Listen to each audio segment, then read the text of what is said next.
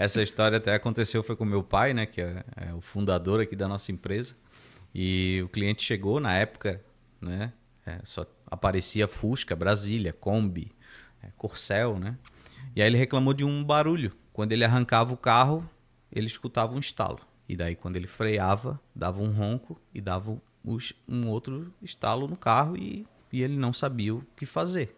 E é tão antigo o caso que vidro de maionese era vidro, né? Não, a embalagem era de vidro. E aí, né, esse tal estalo era o vidro, mas aí como que chegou, né? O pai foi andar com o carro e realmente arrancava, escutava um ronco e um estalo forte. Freava, aquele ronco se repetia e dava um estalo forte. O cliente tinha acabado de voltar do mercado e caiu da sacola o vidro de maionese embaixo do banco.